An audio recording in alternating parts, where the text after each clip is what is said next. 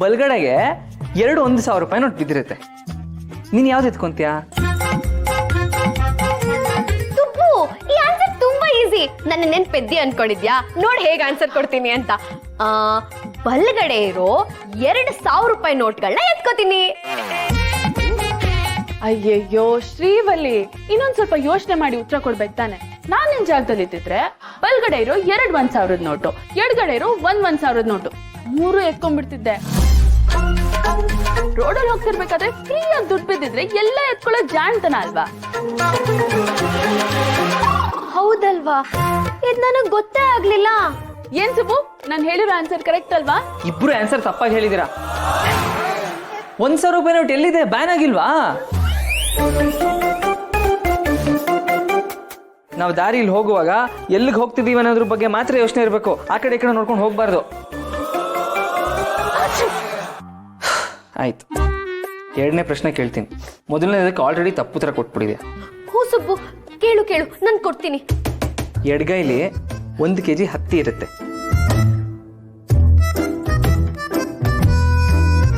ಬಲಗೈಲಿ 1 kg ಕಬ್ಬಣ ಇರುತ್ತೆ.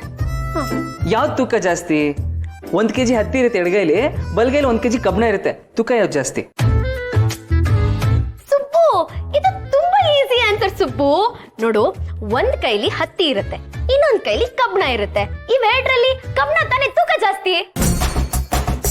Correct correct correct correct correct.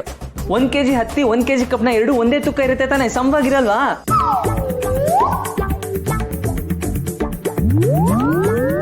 ಹೌದಲ್ವಾ ಸುಬ್ಬು? ಹೌದು.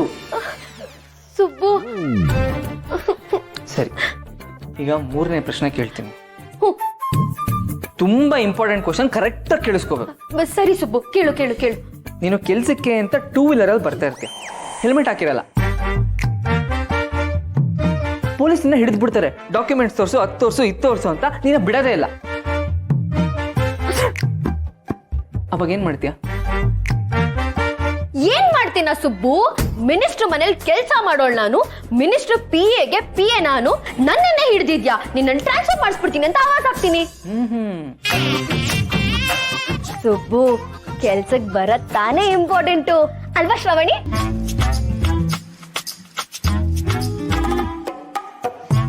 ಗೊತ್ತಿಲ್ಲ, ಇದಕ್ಕೆ ಏನ್ ಹೇಳ್ಬೇಕಂತ ನನಗೆ ಗೊತ್ತಿಲ್ಲ.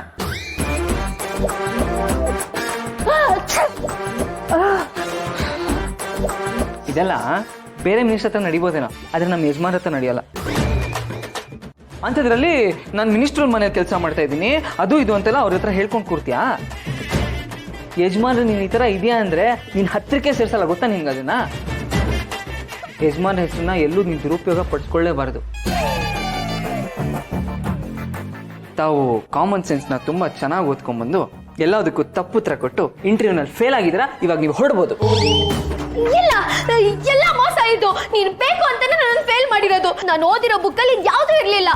ನಾನು ಓದಿಲ್ದೇ ಇರೋದು, ಬುಕ್ಕಲ್ಲಿ ಇಲ್ದಿರೋ ಪ್ರಶ್ನೆಗಳನ್ನ ಕೇಳಿ ಬೇಕು ಬೇಕು ಅಂತ ಫೇಲ್ ಮಾಡಿದ್ಯಲ್ಲ ನೀನು. ನನಗ್ ಗೊತ್ತಾಯ್ತು ಸುಬ್ಬು, ಇದೆಲ್ಲ ನೀನ್ ಬೇಕು ಅಂತಾನೆ ಮಾಡಿದ್ದು ಅಲ್ಲ. ನನ್ ಕೆಲ್ಸಕ್ಕೆ ಬರೋದು ಇಷ್ಟ ಇಲ್ಲ ಅಂತಂದ್ರೆ ನೇರವಾಗಿ ತಾನೇ ಹೇಳ್ಬೇಕು. ಯಾಕೆ ಈ ತರ ಮೋಸ ಮಾಡಿ ಡ್ರಾಮಾ ಮಾಡ್ತೀಯಾ? ನೋಡು ನೋಡು ನೋಡು, ನಾನು ತುಂಬಾ ನಿಯತ್ತಾಗಿ ನ್ಯಾಯವಾಗಿ ಪ್ರಶ್ನೆ ಕೇಳಿದ್ದೀನಿ. ಉತ್ತರ ಕೊಡೋಕ್ಕಾಗದೆ ಪ್ರಶ್ನೆ ತಪ್ಪು ಅಂತಿದ್ಯಾ? ಇಲ್ಲೂ ತಪ್ಪಾಗಿ ನಡ್ಕೋತಾ ಇದೆಯಾ? ಇಲ್ಲ ಸುಬ್ಬು, ನೀನೇ ನನ್ನ ಬೇಕು ಬೇಕು ಅಂತ ಫೇಲ್ ಮಾಡಿದ್ರೆ ನನಗೆ ಎಲ್ಲಾನು ಗೊತ್ತೇ. ನನಗೆ ದಟ್ಟಿ ಅಲ್ಲ, ನನಗ್ ಗೊತ್ತು.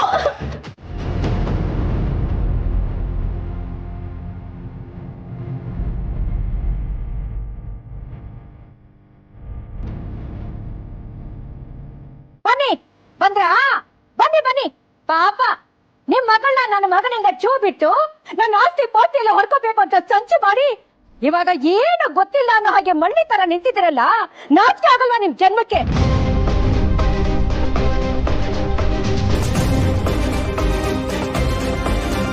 ಇಂದ್ರಮೋರೆ, ಏನ್ ಮಾತಾಡ್ತಿದ್ದೀರಾ? ಆಹಾ, 3 ಬಿಟ್ಟವರು ಊರಿಗೆ ದೊಡ್ಡವರು ಅನ್ನೋ ಗಾದೆನ ನಿಮಗಳನ್ನೋರೇ ಮಾಡಿರ್ಬೇಕು ಅನ್ಸತ್ತೆ.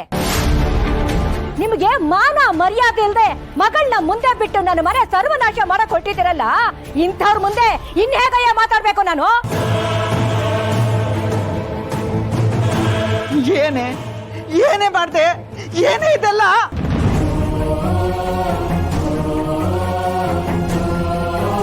ಏ, ಅವಳೇನಯ್ಯ ಕೇಳ್ತೀಯ ನೀನು?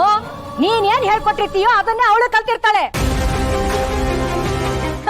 ಲವ್ ಗಿವು ಅನ್ಕೊಂಡು ನನ್ನ ಮಗನ್ ತಲೆ ಕೆಡಿಸಿ ನನ್ನ ಮಗನ ನನ್ನ ವಿರುದ್ಧ ಎತ್ಕಟ್ಟಿ ಇವಳು ನನ್ನ ಮನೆ ಸೊಸೆ ಆಗಿ ಬರ್ತಾಳ.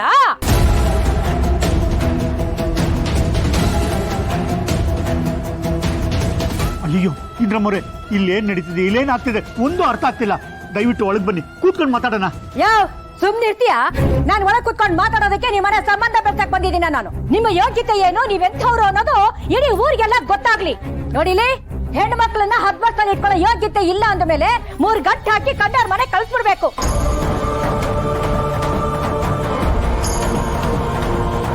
ಅದು ಬಿಟ್ಟು ನಮ್ಮಂಥವ್ರ ಮನೆಗೆ ಬಂದು ಸೇರ್ಕೊಂಡು ನನ್ನ ಮಗನಿಂದ ಚೂ ಬಿಟ್ಟಿದ್ಯಾ ಅವಳನ್ನ?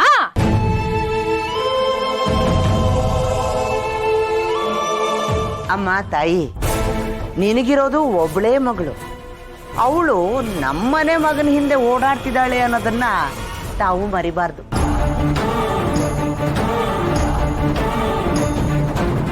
ಇಷ್ಟೆಲ್ಲ ಓದ್ಕೊಂಡಿರೋ ನನ್ನ ಮಗನ ತಲೆನೇ ಕೆಡಿಸಿದ್ದೀರಾ ಅಂದ್ಮೇಲೆ ಇನ್ನು ನನ್ನ ಮಗಳ ತಲೆ ಕೆಡಿಸ್ತಾ ಇರ್ತೀರಾ ನೀವುಗಳು?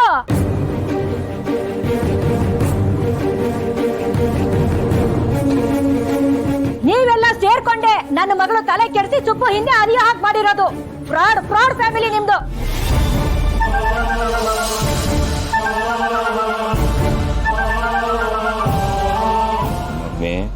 ಇದೇ ಸರಿಯಾದ ಚಾನ್ಸು. ಈ ಅಮ್ಮನ ಹಿಡ್ಕೊಂಡು ಸೊರ್ಯಾಗಿ ಜಾಡ್ಸು. ಈ ಮನೆಯವ್ರ ಎಲ್ರೂ ಸಪೋರ್ಟು ನಮಗ್ ಸಿಗುತ್ತೆ.